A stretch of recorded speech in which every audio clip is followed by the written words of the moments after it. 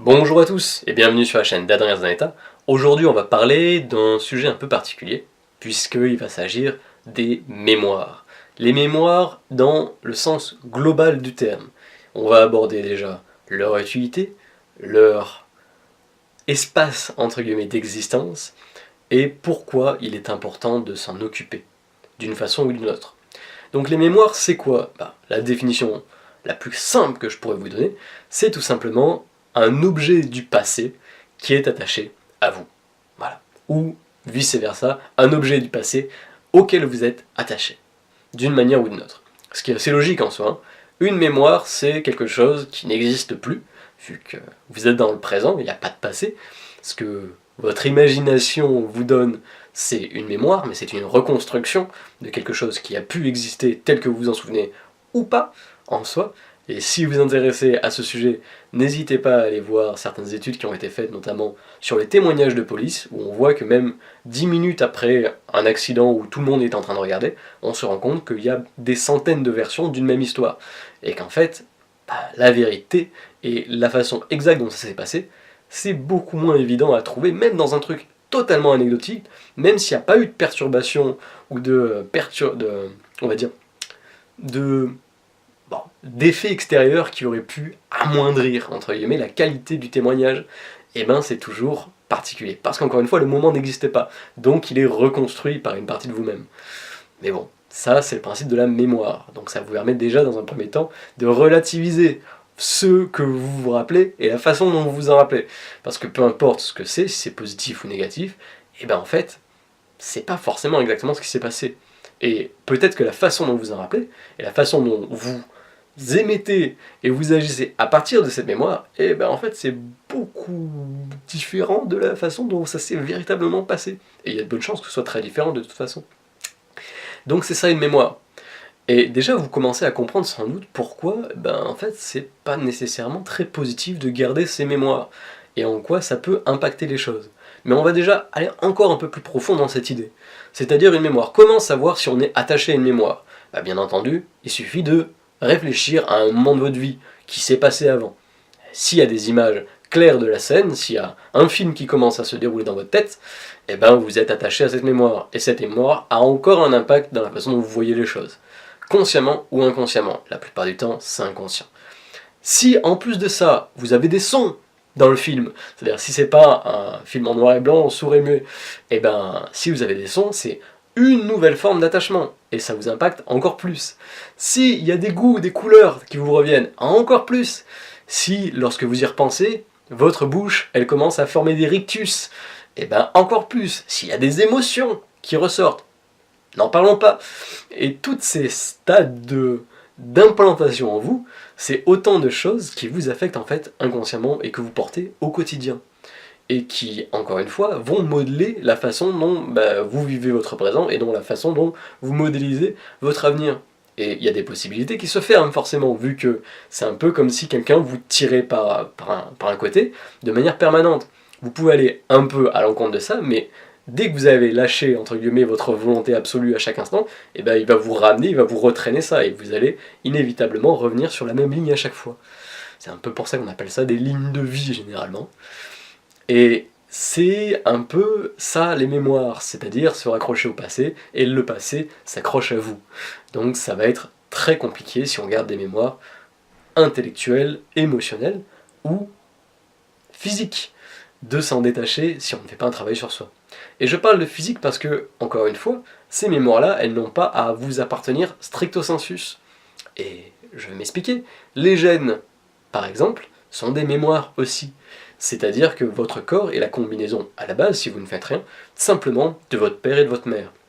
La combinaison des deux va créer un mix dans lequel, finalement, vos cellules à vous, votre histoire à vous, elle a, pendant une bonne partie de votre vie, assez peu de place.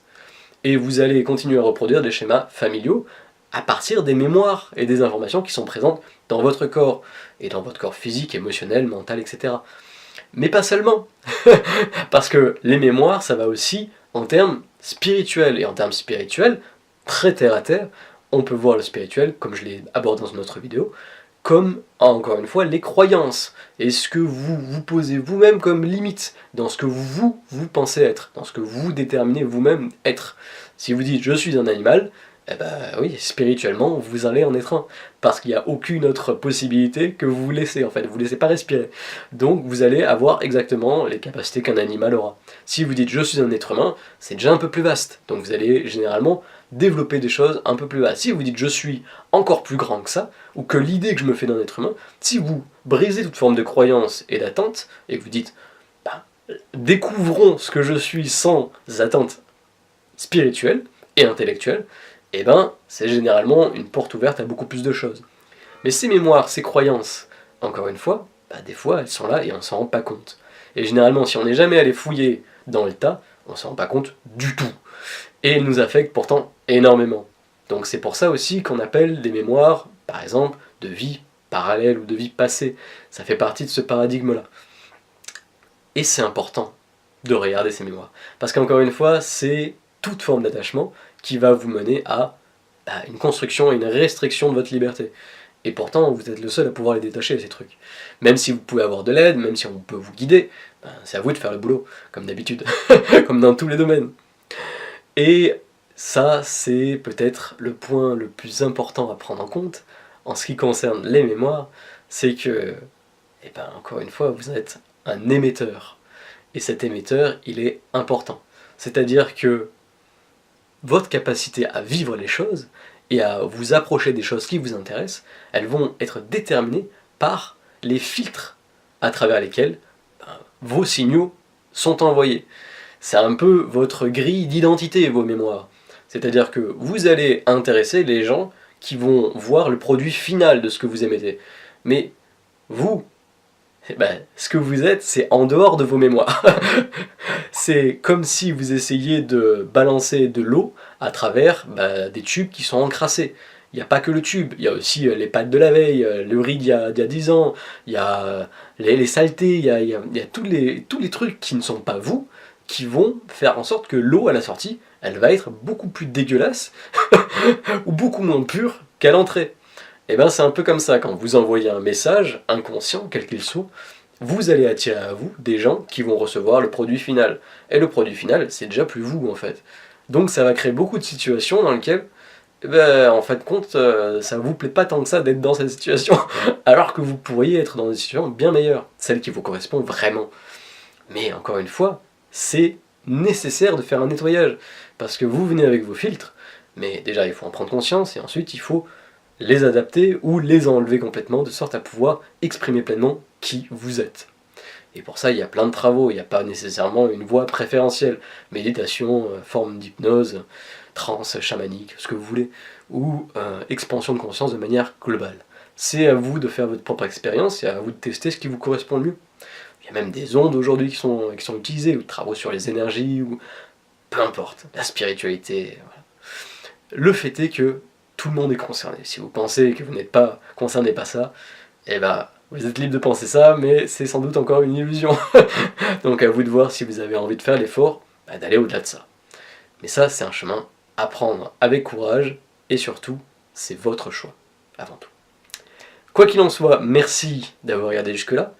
Si vous avez aimé cette vidéo, n'hésitez pas à mettre un pouce en l'air, à commenter si vous avez envie de commenter, à mettre un témoignage, à aller voir sur mes blogs si vous avez envie de vous renseigner sur ce genre de sujet ou sur d'autres, sur une forme plus écrite, à vous abonner si vous avez envie de venir au courant de mes activités, et avant toute chose, que l'amour soit votre guide, et à bientôt dans une prochaine vidéo.